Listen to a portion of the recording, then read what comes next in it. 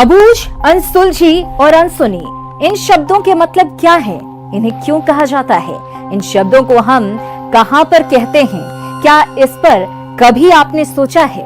अगर नहीं तो इन शब्दों को लेकर आपके सामने हाजिर हैं हम, क्योंकि अबूझ, अनसुलझी और अनसुनी दास्तानों से रूबरू होंगे आप हमारे साथ। सिर्फ कुछ तो है कि इस मिस्ट्री शो के जरिए। आइए देखते हैं क्या है आज के एपिसोड में खास।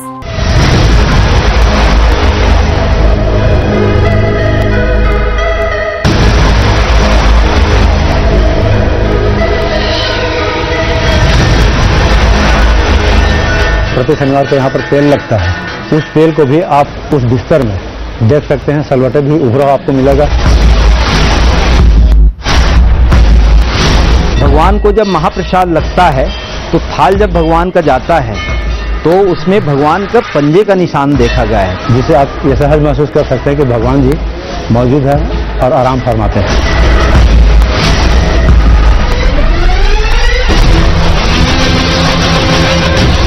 यहाँ एक ढूंढो हजार मिलते हैं और सीना ठोक कर कहते हैं कि भगवान विष्णु के इस दरबार में चमत्कार होता है। आज से नहीं, युगों से लगातार होता है। एक बार नहीं, दिन में 2 बार होता है। महसूस होता है कि भगवान साक्षात है यहाँ अपने साथ। ये हकीकत है, इसको झूठलाया नहीं जा सकता। यहां दावा है साक्षात भगवान के विराजमान होने का, भगवान की मौजूदगी के निशान होने का।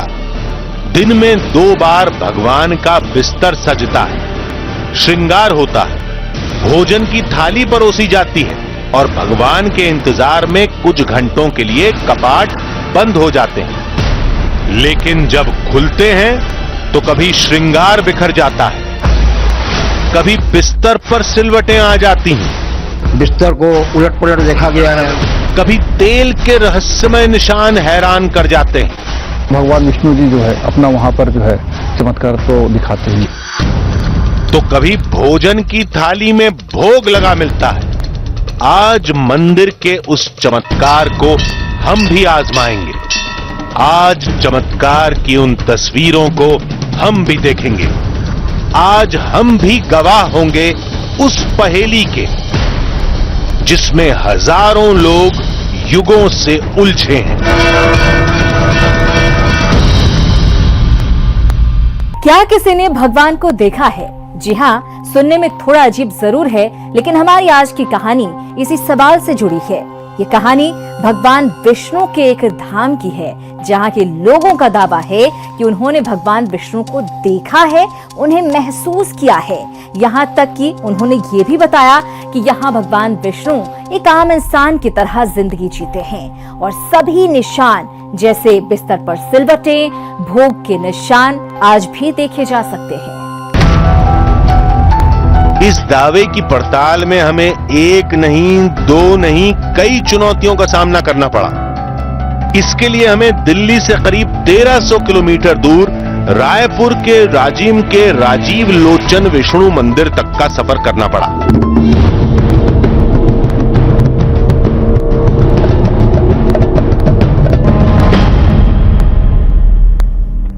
हम इस राजीव लोचन मंदिर तक पहुंच चुके हैं और अब हम मंदिर के अंदर जाकर जानेंगे राजीव लोचन मंदिर यानी विष्णु जी के मंदिर का रहस्य और हकीकत।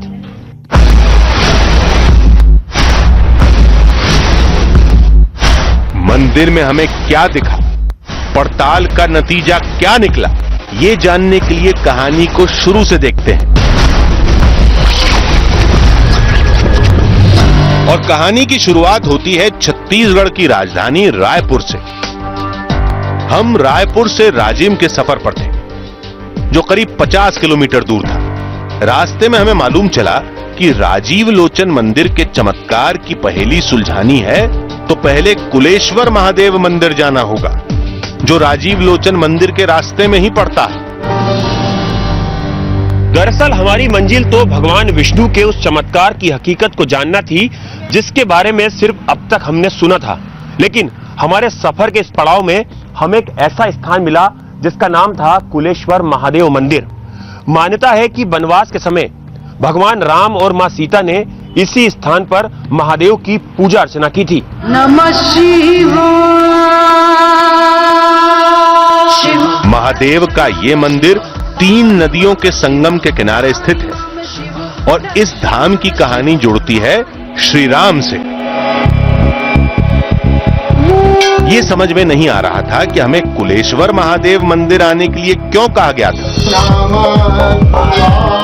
भगवान विष्णु के राजीव लोचन मंदिर और शिव के इस मंदिर का आपस में नाता क्या है? फिर हमें जो मालूम चला उससे ये पहेली तो सुलझ गई, लेकिन एक नए रहस्य ने जन्म ले लिया। लोमश ऋषि जी जो है, जिनका आश्रम कुलेश्वर मंदिर के बाजू में ही है, जिसको लोमश आश्रम के नाम से जाना जाता है। लोमश ऋषि जी जो है भगवान भोलेनाथ और श्री हरि विष्णु के अनन्य भक्त रहे हैं और ऐसी मान्यता है कि आज भी हम पुजारियों से पहले, पट खुलने के पहले लोमश ऋषि जी भगवान भोलेनाथ और श्री राजीव लोचन की पहले ही पूजा करके चले जाते हैं, बाद में आकर के पुजारी उसकी पूजा करते हैं। ये रहस्य आज भी बना हुआ है। राजीव लोचन मंदिर के रहस्य में अब एक नए किरदार का प्रवेश हो चुका था, जिसका नाम था लोमश ऋषि। ये कौन है, कहां से आए, रहस्य की कहानी इनके साथ कैसे जुड़ी, इसके बारे में कोई जानकारी नहीं मिली। लेकिन यहां गुत्थी सुलझने के बजाय और उलझ गई और हम कुलेश्वर महादेव से राजीव लोचन मंदिर की ओर रवाना हो गए।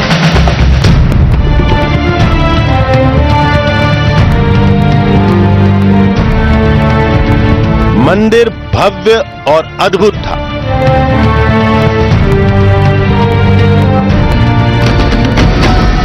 उसमें 4 तकिया लगा होता है, बिछा होता है भगवान का। हाँ। उसमें कभी 1 तकिया कभी नीचे पाओगे, कभी 2 पाओगे, कभी 3। और शनिवार को, जैसे प्रति शनिवार को यहाँ पर तेल लगता है, उस तेल को भी आप उस बिस्तर में देख सकते हैं। सलवटे भी उभरा आपको मिलेगा, जिससे आप ये सहज महसूस कर सकते हैं कि भगवान जी मौजूद है और आराम फरमाते हैं। ये कहानियां उस दावे से जुड़ी थीं जिनकी पड़ताल हमें यहां करनी थी, और इसके लिए दोपहर की आरती और रात की शयन आरती का इंतजार था। लेकिन एक बात ने हमें चौंका दिया। हर रोज अनाज का भोग लगाया जाता है थाल द्वारा, जिसमें भगवान स्वयं प्रसादी लेते हैं और उसमें प्रसादी में निशान भी दिखाई दिए जाते हैं। आरती के बाद भोग लगेगा। दावा है कि उसी भोग की थाली में विष्णु देव के हाथ के निशान मिलते हैं। फिर भोग की थाल को ढककर भगवान विष्णु के सामने परोसा गया। फिर कपाट बंद कर दिए गए। लोगों में मान्यता है कि अंदर रखे भोग को भगवान अपने हाथों से ग्रहण करते हैं, जिससे जुड़े निशान बाद में दिखाई देंगे। लोग खड़े होकर कपाट खुलने का इंतजार कर रहे थे। थोड़ी देर बाद मंदिर का कर्मचारी अंदर गया। कुछ देर तक दरवाजा बंद रहा। फिर भोग का थाल लेकर वही कर्मचारी बाहर निकला। हम थाल के निशान को देखना चाहते थे, दिखा सकते हैं, लेकिन हमें मना कर दिया गया। लेकिन हमें उन निशानों को देखना था जिनके बारे में दावा किया जाता है। हम पीछे पीछे रसोई घर तक चले गए, जहां भोग का प्रसाद रखा जाता है। वहां हमने उस थाल को सामने निकाल कर देखा। उसमें वाकई फूल गिरे थे, जैसा पुजारी ने दावा किया था। चावलों पर कुछ निशान थे, लेकिन देखने से समझ में नहीं आ रहा था। लेकिन हमें इन फूलों और निशानों पर भरोसा नहीं था, क्योंकि भोग का थाल कपड़े से ढककर अंदर रखा गया था और अंदर कई पुजारी भी थे। बाहर निकालते समय भी थाल ढका था। ऐसे में कैसे माना जाए कि ये फूल और निशान पहले नहीं थे? हम फिर अंदर आ गए जहां विष्णुदेव के दोपहर के शयन की तैयारी शुरू होने वाली थी। ये हमारी पड़ताल का पहला हिस्सा था। अब मध्याह्न आरती समाप्त हो गया और भगवान का शयन होगा, 2-2.5 घंटे विश्राम करेंगे। बिस्तर लगाने के बाद गर्भगृह को बंद कर दिया गया।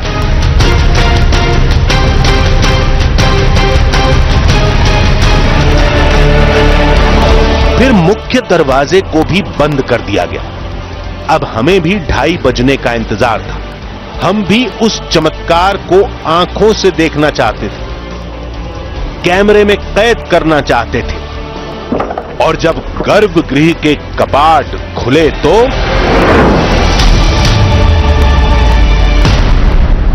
पहले तो हमें इन बातों पर और लोगों के दावों पर विश्वास नहीं हुआ, लेकिन जब हमारी टीम राजीव लोचन मंदिर पहुंची, वहां के लोगों के दावों को खंगालना शुरू किया, तो हमें कई ऐसी तस्वीरें मिली जो इससे पहले हमने कभी नहीं देखी थी। दोपहर 2:30 बजते ही मंदिर के सामने भीड़ जमा होनी शुरू हो गई। सबको पुजारी का इंतजार था। पुजारी के आते ही मुख्य दरवाजा खोला गया। घंटियों की टंकार के बीच पुजारी और दूसरे लोग गर्भगृह की तरफ बढ़े।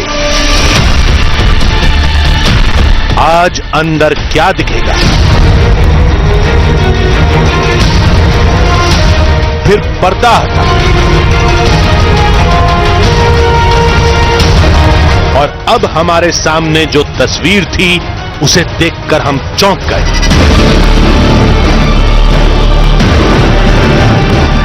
अंदर बिस्तर बिल्कुल वैसा ही था जैसा गर्भगृह बंद करने से पहले छोड़ा गया था। इस पर किसी के लेटने के निशान नहीं थे। तो क्या राजीव लोचन विष्णु मंदिर में चमत्कार का दावा केवल फसाना है?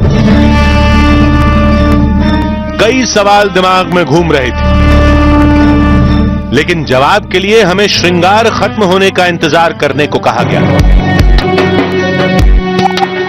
बाद में हमें बताया गया कि दिन के शयन के बाद चमत्कार के निशान हमेशा नहीं मिलते। असली चमत्कार देखना है तो शनिवार की शाम को आइए, जिस दिन विशेष पूजा होती है। संयोग से हम शनिवार के दिन ही पहुंचे थे और आज ही के दिन रात में वो विशेष पूजा होनी थी जिसमें भगवान विष्णु की प्रतिमा की तेल से मालिश होती है। बिस्तर लगाकर गर्भगृह को बंद कर दिया जाता है और सुबह सिलवटों के साथ तकिए या फिर चादरों पर तेल के निशान भी मिलते हैं। परीक्षा की घड़ी करीब थी। शाम होते ही हमारे कदम राजीव लोचन मंदिर की तरफ बढ़े।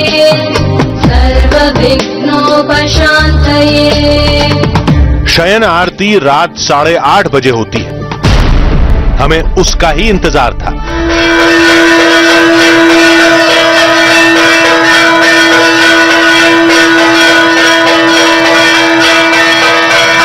अब भगवान विष्णु के जो वस्त्र हैं उन्हें बदला जाएगा और इसलिए इस पर्दे को लगा दिया जाएगा। अंदर वस्त्र बदलने की विधि चल रही थी और हम बाहर बेसब्री से उसके पूरा होने का इंतजार कर रहे थे। वस्त्र बदलने के बाद रात का भोग लगाया गया। फिर सारे लोग बाहर आ गए। मान्यता है कि भगवान एकांत में ही भोजन करते हैं। लोगों की आस्था का ख्याल करते हुए हमें भी इन सारे नियमों को पूरा करना था। तभी अचानक एक पुजारी उठा और अपने आने का संकेत देकर अंदर चला गया। थोड़ी देर बाद भगवान विष्णु की प्रतिमा को तेल लगाने का काम शुरू हुआ।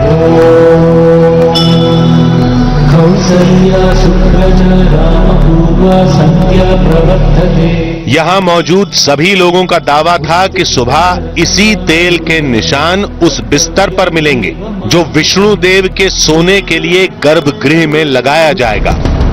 मूर्ति पर तेल लगाने के बाद उसे कंबल से ढक दिया गया। उसके बाद मान्यता के मुताबिक भगवान विष्णु के सोने के लिए बिस्तर लगाने का काम शुरू हुआ।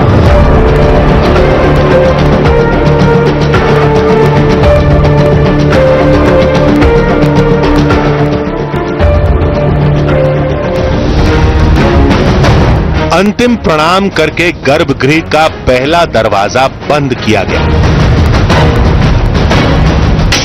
फिर पर्दा लगा। उसके बाद गर्भगृह के दूसरे दरवाजे को बंद करके उस पर ताला लगा दिया गया। मान्यता के मुताबिक भगवान विष्णु के लिए बिस्तर लगाने के बाद गर्भगृह 2 दरवाजों में बंद हो चुका था। दूसरे दरवाजे पर बड़ा ताला लगा था। अब बारी तीसरे और मुख्य कपाट को बंद करने की थी।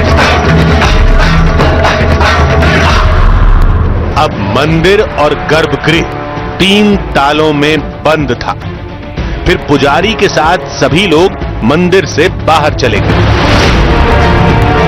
अब चमत्कार के उस दावे और हमारे बीच बस एक रात का फासला था।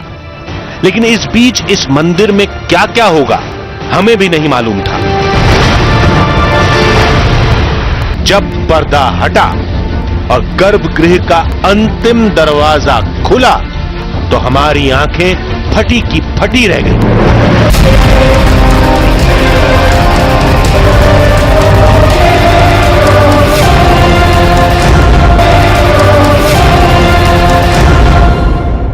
आप देख रहे हैं कुछ तो है।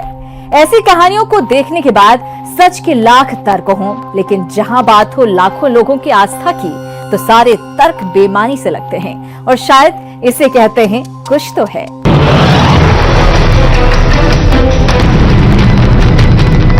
मंदिर के अंदर कैद होकर हम सुबह होने का इंतजार करने लगे। रात भर हम मंदिर के अंदर जांच परख करते रहे। गर्भगृह में जाने का शायद कोई दूसरा रास्ता हो। थोड़ी देर बाद हम आश्वस्त हो गए कि राजीव लोचन मंदिर में ऐसा कोई गुप्त रास्ता नहीं है। ये सब देखते समझते भोर हो गई। सुबह 4:30 बजते ही एक पुजारी मंदिर पहुंचे। पड़ताल के नतीजे का वक्त हो चुका था। गर्भगृह का पहला यानी मुख्य दरवाजा खुला। अब बारी दूसरे कपाट के खुलने की थी।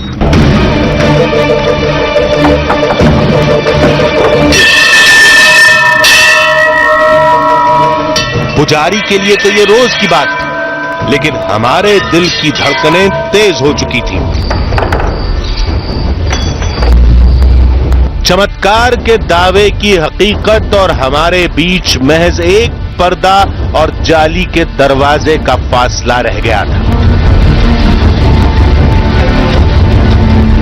और जब पर्दा हटा और गर्भगृह का अंतिम दरवाजा खुला तो हमारी आंखें फटी की फटी रह गई।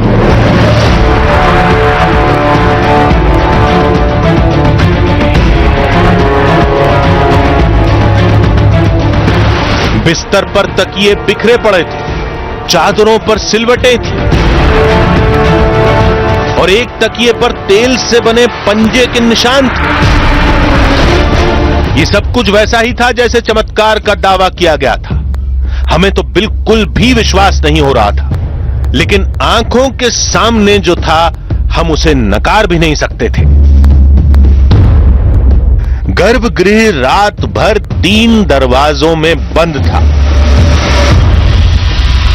बाहर हम खुद पहरा दे रहे थे। मंदिर में हमारे सिवा कोई नहीं था। गर्भगृह में जाने का कोई दूसरा रास्ता भी नहीं था। फिर बिस्तर पर यह बदलाव आए तो कैसे?